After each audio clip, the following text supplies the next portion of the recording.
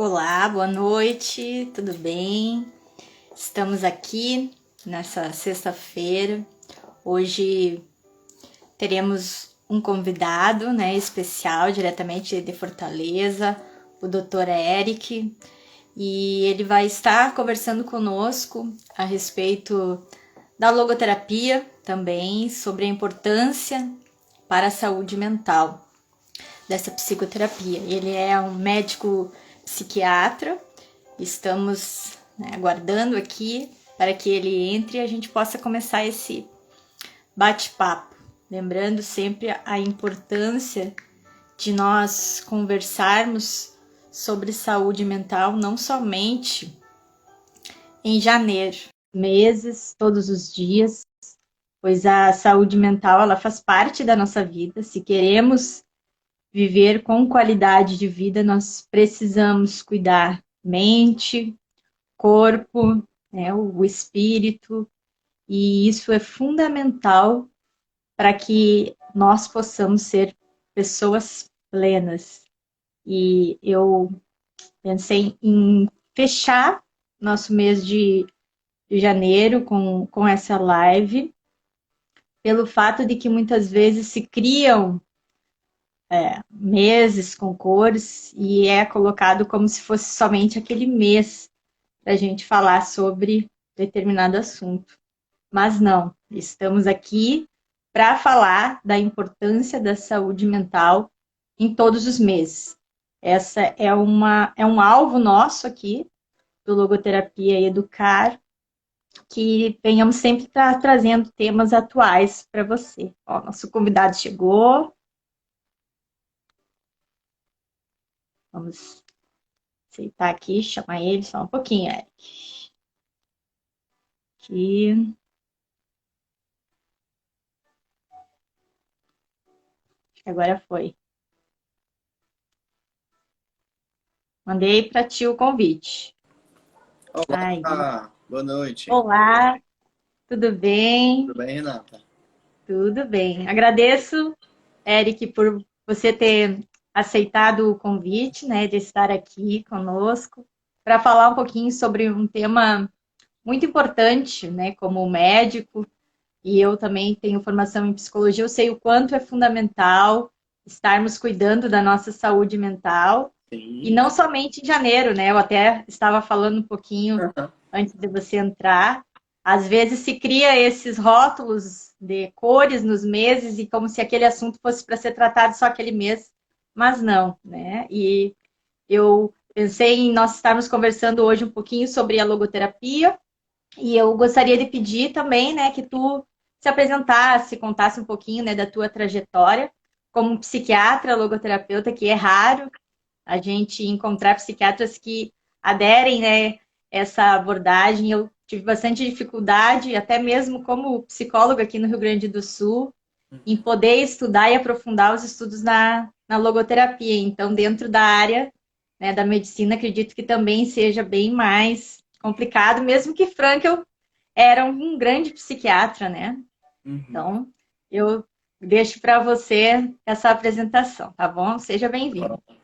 Eu já começo agradecendo a você pelo convite, né? E também agradecendo aos avanços da técnica, né? Que permitem que você esteja aí no Rio Grande do Sul e eu esteja aqui no Ceará, em Fortaleza, e a gente consiga conversar e outras pessoas vão escutando nossa conversa e isso vai ficar gravado. Isso é muito legal, né?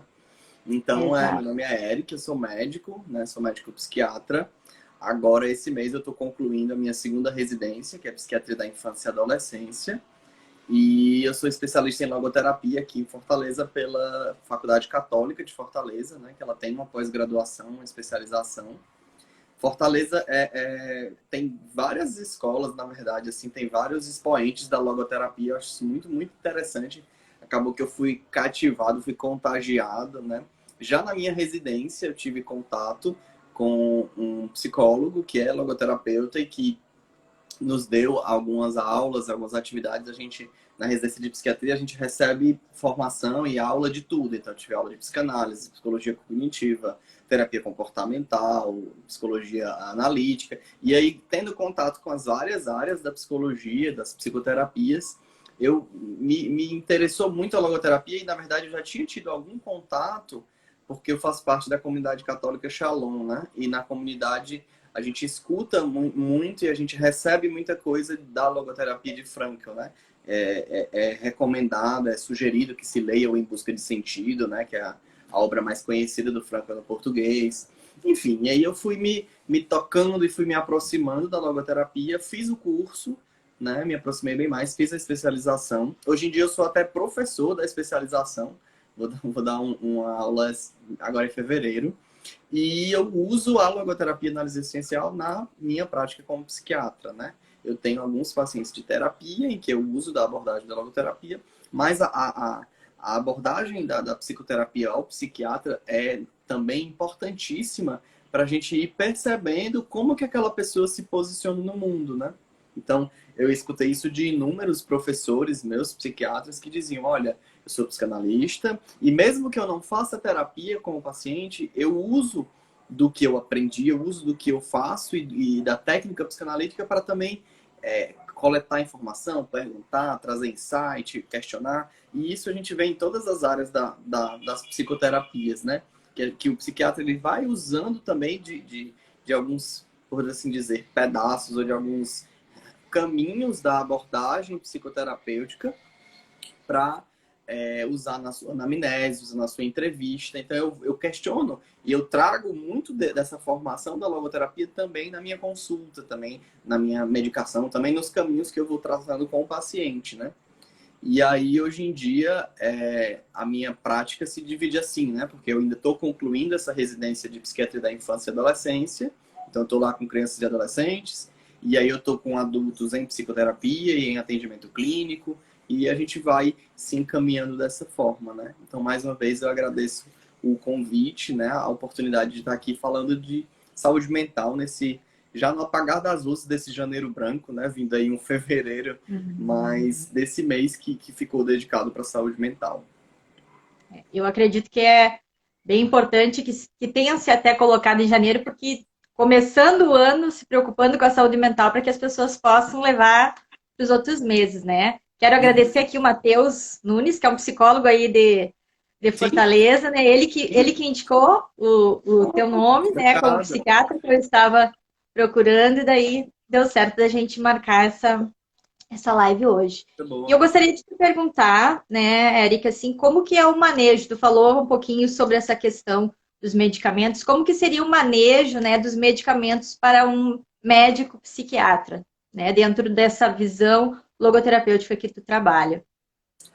Isso é super interessante, assim. O Frankl era neurologista e psiquiatra naquele tempo em que a neurologia e a psiquiatria eram uma ciência só, né? Hoje em dia a gente divide, tenta botar isso aqui é da neuro, isso aqui é do que... Mas até bem pouco tempo atrás, neurologia e psiquiatria eram uma só coisa, era uma neuropsiquiatria que se fazia.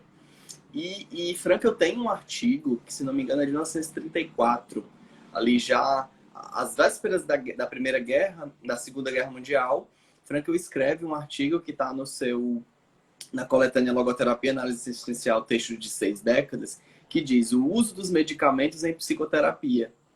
E é um artigo assim que, se você olha o livro inteiro, você passa por ele porque ele tem umas 3 páginas só. E você, isso aqui não é importante não. E eu li esse artigo, né? E é super interessante para mim como médico, como psiquiatra, né?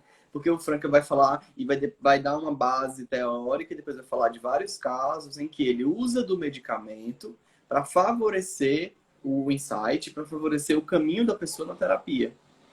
Então ele fala, e aí eles trazem termos que hoje em dia não são atualizados, mas são os termos da época, né? Neuroses, obsessivas, isso e aquilo. Mas é super interessante quando ele traz, por exemplo, assim, que ele tinha um paciente, um dos casos, né? Que tinha um toque, que tinha uma obsessão grave de que ele ia cair no chão e ele ia passar mal, ele ia morrer. E aquela obsessão vinha e a pessoa parou de viver, parou de andar, parou de sair de casa. E aí ele ia lá, dava uma medicação estimulante, a pessoa conseguia ficar um pouco mais ativa, conseguia sair um pouco mais, e ele ia do lado e disse, não, agora vamos sair. Vamos sair na rua e vamos fazer intenção paradoxal, e agora queira morrer, e agora queira cair no chão, e agora queira passar mal, e você vai conseguir.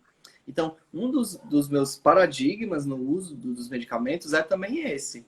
É favorecer que a pessoa fique bem a ponto de conseguir engrenar na psicoterapia. Porque você como psicólogo e os psicólogos clínicos percebem isso muito claramente, que quando a pessoa está muito mal, dependendo da situação em que ela se encontra, às vezes a psicoterapia é quase que impossível. Às vezes a pessoa não tem condição nem de começar o processo.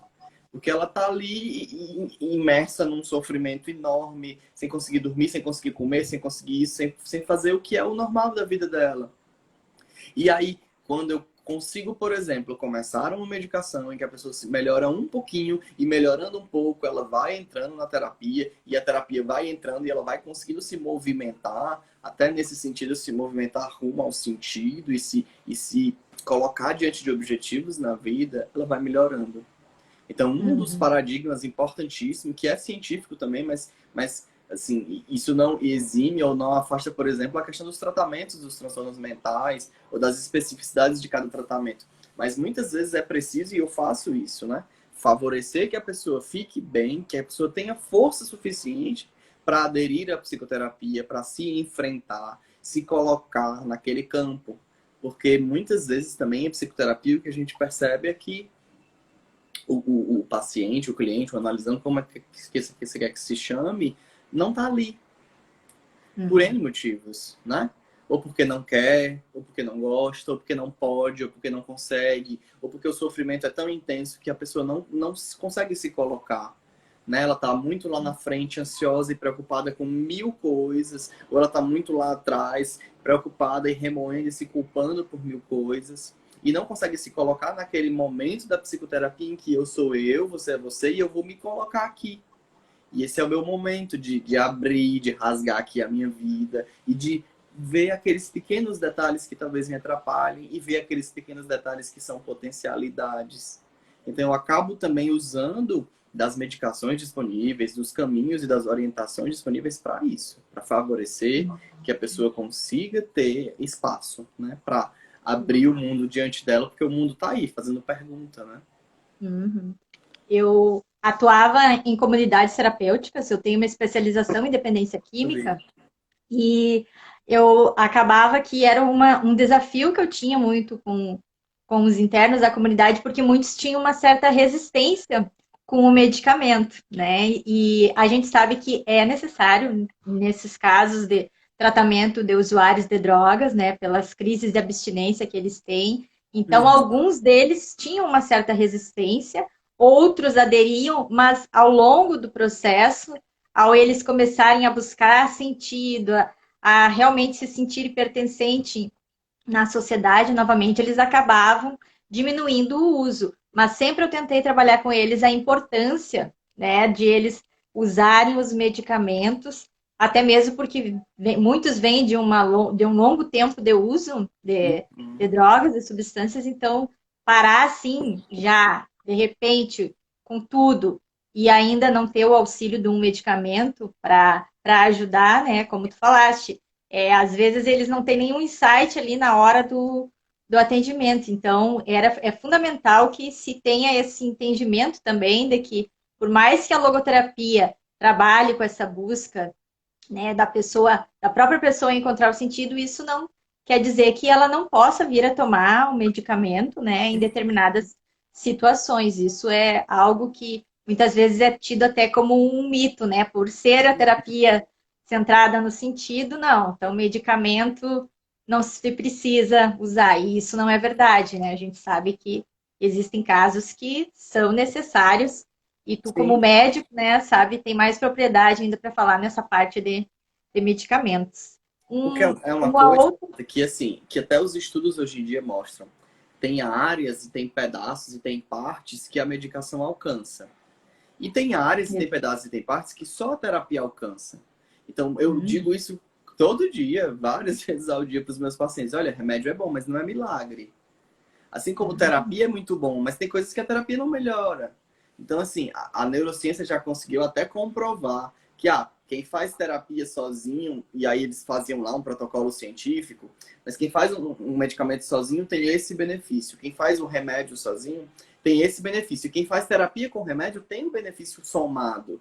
Então, é como isso, assim, é como um quebra-cabeça em que o remédio é um pedaço. e a terapia é um pedaço, e o meu trabalho é um pedaço, e a minha posição no mundo. E aí eu vou colocando e vou formando essa imagem maior, né? Porque senão a gente entra nos extremos, ou de achar que só a terapia vai resolver tudo, ou de achar que só o remédio vai resolver tudo. E esses extremos não são bons. Aí entra a questão do próprio reducionismo, né? Que a gente sabe que a logoterapia também trabalha de achar que somente algo é eficaz, né? Então, por isso que eu gosto muito da logoterapia, por essa questão dela ser mais ampla, no sentido de ver o ser humano de uma forma completa, né? Corpo, alma e espírito. Então, é fundamental que a gente esteja atento a todas essas áreas.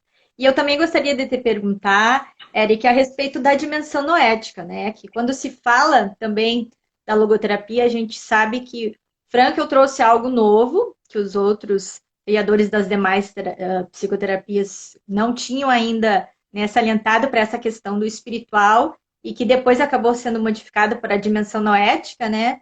Para não ser associado muitas vezes a uma questão religiosa. A gente sabe que a religiosidade faz parte dessa dimensão noética, mas não, quando se fala sobre isso, não é somente a questão, né, da religiosidade. Mas eu queria que tu, como médico, assim, pontuasse também como que é trabalhado a dimensão noética na saúde mental para um psiquiatra. Olha, isso aí dá uma aula, né? Do tamanho do mundo. Mas vamos lá. Freud, quando escreve para Bislanger, diz: olha, eu fiz uma grande obra, mas até agora, do edifício da psicoterapia, eu só entrei no porão. Outras pessoas vão ter que vir construir a parte de cima. E aí Frankl traz uma novidade, que é sair desse plano que é do biológico e do psíquico, que está aqui embaixo, e subir numa terceira dimensão, né? Essa é a coisa do tridimensional. Subir numa terceira dimensão, que é a dimensão noética, ou dimensão espiritual, enfim. São nomes que significam a mesma coisa, a dimensão do sentido. Essa dimensão que Frankl traz é exatamente a parte do homem saudável eternamente, a parte do homem que não adoece. Que pode estar apagada, pode estar travada, bloqueada, mas ela em si não adoece.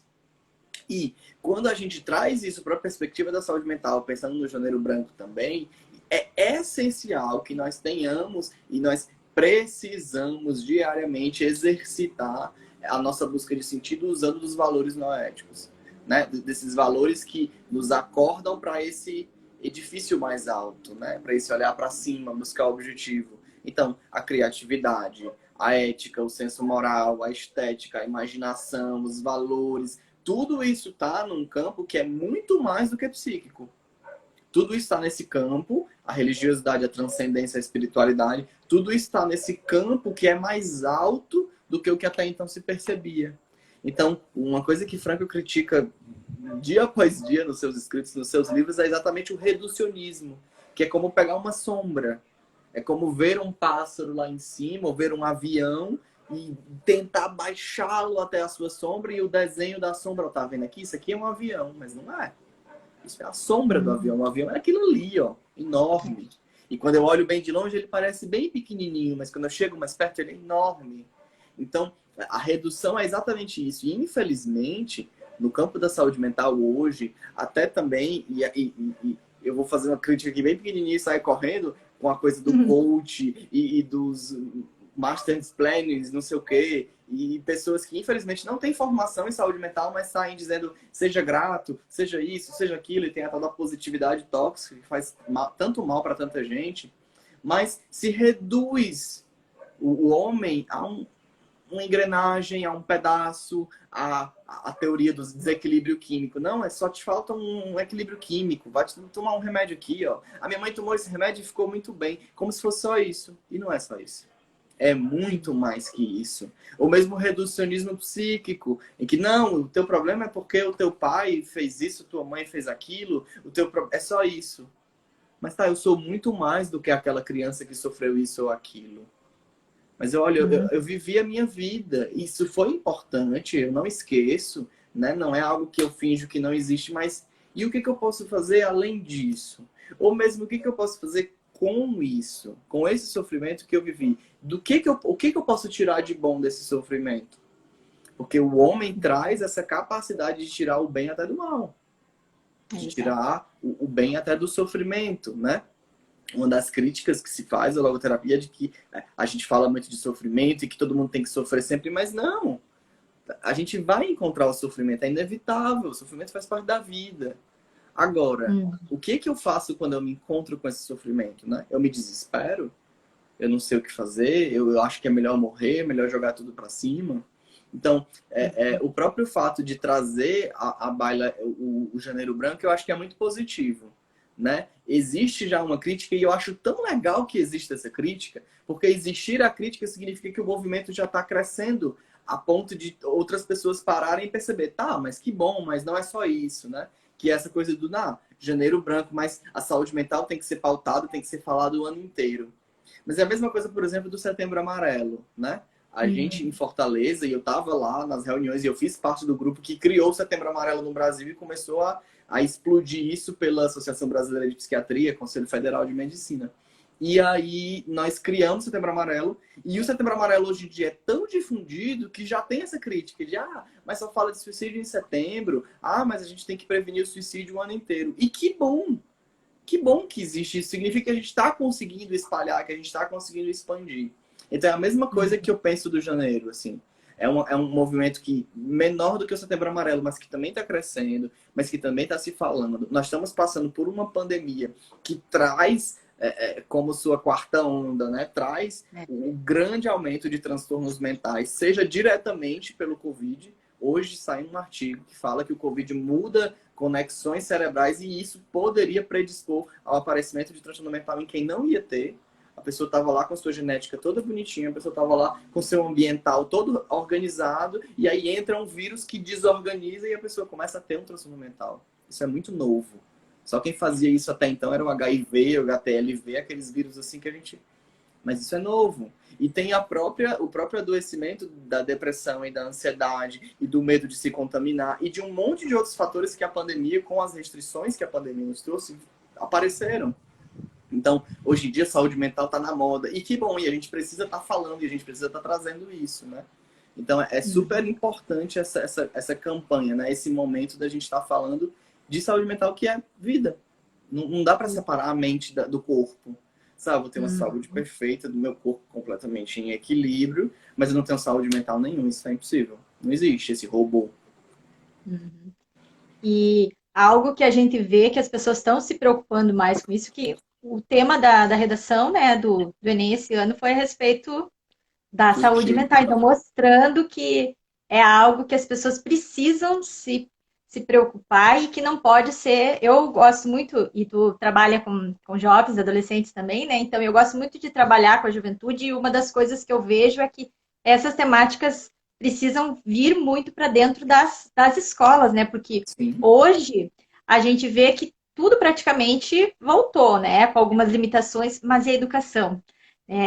A escola, assim, isso é algo que ainda estão repensando em alguns lugares como que vai ser esse ano, principalmente agora no segundo semestre, no primeiro semestre, mas é algo que a gente precisa observar que os jovens precisam estar cuidando também da saúde mental, né? Então, a temática do Enem eu achei muito interessante que trouxe esse alerta, né? Que a Sim. pandemia fez com que as pessoas realmente se preocupassem mais com a sua própria saúde mental, porque não era só o medo do próprio vírus, né? Da questão da morte, de um familiar que pudesse pegar, mas as coisas que acabaram afetando, né?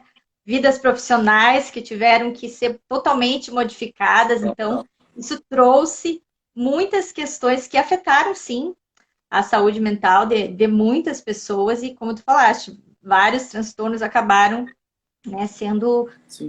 criados nesse período. Hum, Então, é algo que esse ano eu vejo que o janeiro realmente começou de uma maneira, de um alerta, porque o ano passado, sim. quando, né, começou, tipo, tava Ninguém tudo nem ótimo. imaginava, né? Ninguém nem sabia. De repente, março é todo mundo dentro de casa. Então, às vezes aquelas pessoas até que já tinham, né, tipo um transtorno do pânico de não sair nesse período, né, da pandemia, e isso acabou aumentando. A pessoa mais ainda ficou com medo de sair de casa, de se relacionar, de se Se aproximar das expor. pessoas, né? Então, Uhum. a intensidade dos transtornos acabou aumentando. Eu também gostaria de fazer uma colocação, uma pergunta a respeito do teu trabalho como médico, psiquiatra, assim, com os demais, né? Tu conhecendo a logoterapia, um pouquinho até tu já falou, mas com os demais, assim, que talvez, né, não conheçam a logoterapia. E eu tô te fazendo essa pergunta principalmente porque eu quero depois divulgar para alguns médicos, né, aqui do Rio Grande do Sul, que eu até andei conversando, eu tenho alguns primos que são da área da medicina e perguntei se eles conheciam, eles nem conheciam. Então, eu queria que tu comentasse como que é essa relação com outros médicos. Eu sei que a logoterapia aí no Nordeste, ela tem, né, um campo mais aberto, várias instituições estudam, até mesmo em universidades federais, né, como lá em Campina Grande. Sim. Mas como que é a tua relação com outros colegas, né, dessa área médica que não conhecem tanto, né, a logoterapia? Existe alguma crítica deles em relação à questão da logoterapia? Como que é visto isso por outros médicos, por outros psiquiatras e médicos que não têm, né, o conhecimento científico da logoterapia ainda? Nossa, é interessante, porque às vezes quando algum médico, principalmente os não psiquiatras, né? Ah, e eu vi aqui no seu cartão que você faz logoterapia, o que é isso, né? E aí a pessoa para, eu falo ali uns 3 minutinhos, ela fica assim, nossa, existe isso, né? Aí eu então para e diz, mas isso é psicanálise? Não, não é, é diferente, né? E entre os psiquiatras já não, assim, já existe um conhecimento maior, a gente já tem um contato muito maior. Como eu te disse, na minha residência, né, eu sou muito grato porque o Érico Valente é o psicólogo lá do Hospital de Saúde Mental e ele é professor da disciplina de psicoterapia. Então todas as turmas de residência passam por ele nesse módulo teórico de psicoterapia e ele dá aula de gestalt terapia, logoterapia e ACP.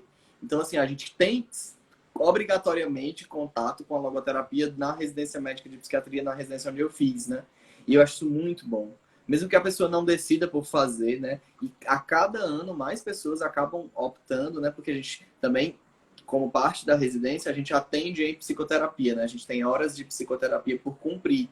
E a cada ano, mais e mais pessoas têm o Érico como supervisor e param ali para fazer logoterapia, para fazer ACP, e param nessas psicoterapias, na psicoterapia humanista, enfim, na fenomenologia.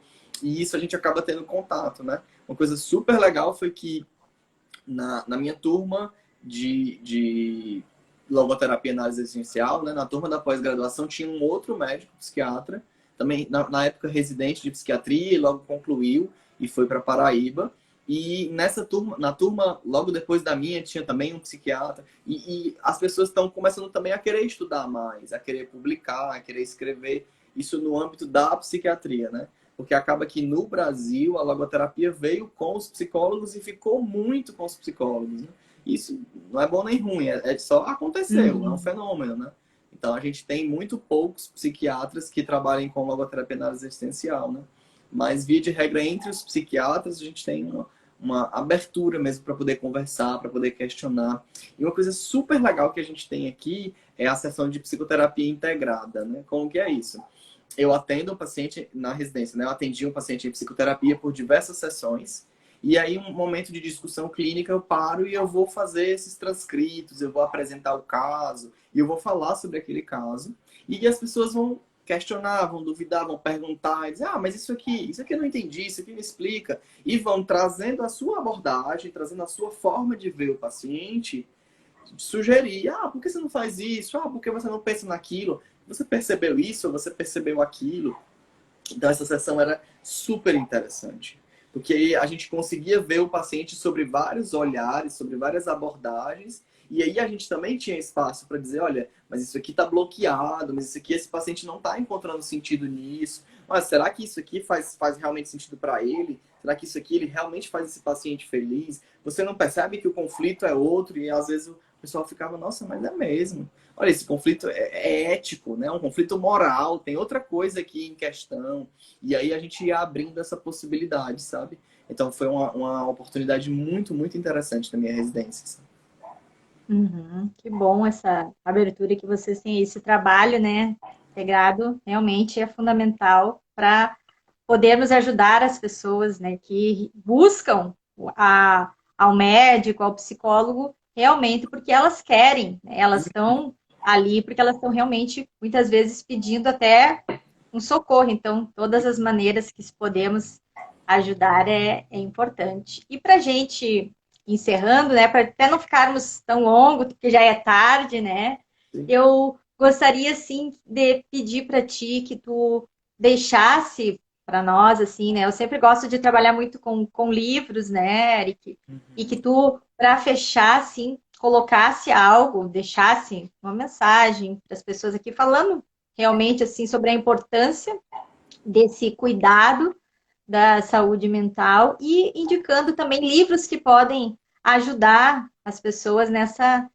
busca, porque o livro também ele é muito terapêutico, né? Eu sempre gostei de trabalhar com rodas nos grupos terapêuticos, com livros, com temáticas, para que a gente pudesse trabalhar bastante a biblioterapia, que dentro da logoterapia é muito bacana. Então, se tu pudesse também deixar alguma indicação, assim, para quem está escutando, se quiser deixar para pessoas que estão buscando livros para Uhum. ajudarem elas terapeuticamente e também, se tu quiser deixar alguma indicação para profissionais que queiram conhecer mais a logoterapia, alguma indicação que tu possa colocar aqui para a gente ir encerrando. De bola. Eu acho que a mensagem é a abertura, né? A abertura ao diálogo é a base de uma saúde mental, saúde, né? Da saúde do homem por inteiro. Se a gente não tem essa abertura a dialogar, a abertura a questionar as próprias opiniões, a questionar os próprios conceitos, abertura ao outro, a escutar o outro, abertura a si mesmo, né? Essas aberturas são necessárias. Tudo que nesse sentido é fechamento, tudo que é ensimesmamento faz mal, né? Tira a saúde mental, atrapalha. Então, nesse janeiro, a minha mensagem, assim, a minha dica, a minha palavra realmente é essa abertura. É disponibilidade para escutar, para falar, para se abrir, para olhar para dentro de si e ver, eu estou bem. Como é que está meu trabalho? Como é que está meu estudo? Como é que está meu sonho? O que eu planejo para o futuro? O que eu vejo do meu passado? O que pode me ajudar? O que pode me atrapalhar? Né? Eu gosto muito de fazer biblioterapia, eu gosto muito de fazer, às vezes, escrita terapêutica mesmo. Vamos escrever Uhum. junto o que a gente percebe. Não, então me diz aí que eu vou escrever aqui para você e eu vou ler para você o que você está me dizendo. E muitas vezes esse exercício, a pessoa, nossa, mas eu disse isso? Disse. Eu escrevi aqui na sua frente, né? Nossa, mas Uhum. não é assim que eu me sinto. Então, não, é bem assim que eu me sinto, né? Isso é muito claro. Eu vou deixar a dica de 2 livros, né? Base top 100 sempre, Em Busca de Sentido, que é o livro mais conhecido de Franco, é o best-seller aí, eterno dele, que tem como subtítulo Um Psicólogo no Campo de Concentração, que é o livro em que ele dá as bases da logoterapia. Não é o primeiro livro dele, mas é o mais conhecido e também é o mais simples para quem quer começar. Ele dá as bases do que é a logoterapia análise existencial, conta a história dele no campo de concentração, né? A história da família, como que foi essa perda dos amigos, enfim, e o próprio sofrimento dele nos anos de prisão e de campo de concentração. E depois ele dá umas bases mais claras de técnica, de teoria da logoterapia. E o segundo livro que eu vou deixar também sugerido, eu vou colocar depois isso nos Instagrams aí, eu mando para ti, tu manda para mim, a gente vai fazer isso aí para Uhum. divulgar. É um livro do professor Cláudio Garcia Pintos, que é um professor argentino, que chama O Mar Me Contou. Nossa, é um livro fantástico. São histórias, né? São acho que 12 ou 14 histórias, em que cada uma delas, cada capítulo, o mar conta uma história. Então, tem uma pessoa que está andando na praia e conversando com o mar e está escutando. E o mar vai falando e ela vai respondendo. E cada história traz uma mensagem. E cada mensagem é um momento de parar e realmente mergulhar nesse mar, né? E parar e escutar a si mesmo e se refletir. É um livro excelente. Eu indico frequentemente em terapia. Olha, lê esse capítulo aqui, aí você volta. Né? Lê esse livro e Uhum. vamos pensar sobre isso aqui juntos. E é muito, muito útil para qualquer pessoa que queira crescer, que queira pensar, que queira se abrir a si mesmo e queira se abrir aos outros, né? Então, eu deixo essas sugestões. E, no mais, fico à disposição para contatos, né? Nesse Instagram aqui, @ericrebouças, nesse contato para esse intercâmbio de informação e de atualização e de dúvida e do que quer que surja aí de parcerias, a gente está à disposição. Tá bem?